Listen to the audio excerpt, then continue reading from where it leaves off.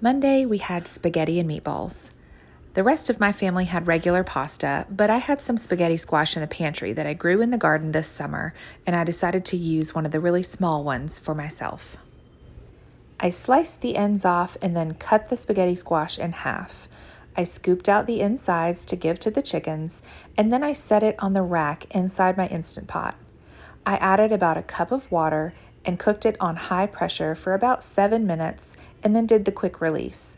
That was perfect. The spaghetti squash shredded right off the skin. I added a little bit of marinara sauce and several meatballs, and I didn't miss the pasta at all. And my joints thanked me in the morning. For my family of 10, we go through about 2 pounds of spaghetti noodles, half of a large bag of meatballs like from Sam's or Costco, and 3 jars of marinara sauce. If you're new here, Tuesdays are date night. My husband and I go out to dinner every Tuesday night, and every other week we bring one of our children with us. The kids that stay home have grilled cheese sandwiches, fruit, chips, veggies, and whatever leftovers they'd like from the fridge. This week it was Zoe's date night, and she chose Taco Tuesday at one of our local taquerias that is so good. They make homemade corn tortillas every day. They have a variety of meats to choose from. They top it with onions and cilantro. It's so good. We were thrilled with her choice. I was leaving Wednesday to go out of town for a friend's wedding, so I wanted to make sure I left my family prepared with meals in the fridge ready to go in the oven for supper. Wednesday night was beef and bean enchiladas. I made 2 large trays so that they would have leftovers for the next day for lunch.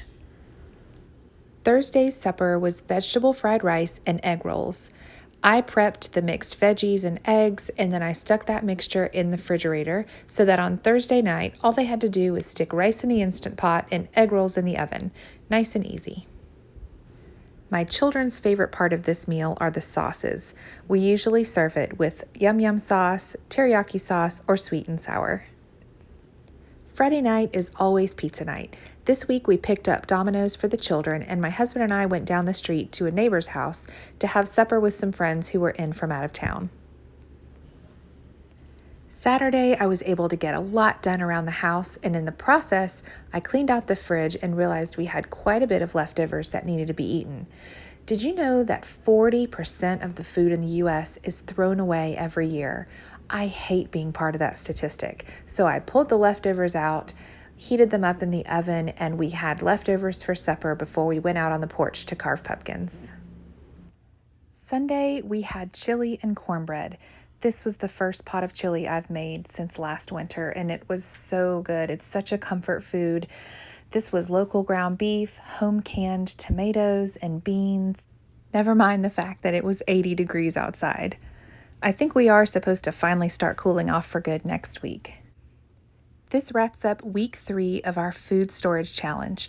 If you haven't joined us yet or you don't know what I'm talking about, you can refer back to my food storage for beginners video where I issue a challenge at the end to keep track of your suppers for a whole month, including the ingredients and quantities that you use, so you can start to build food storage for your family based on your needs.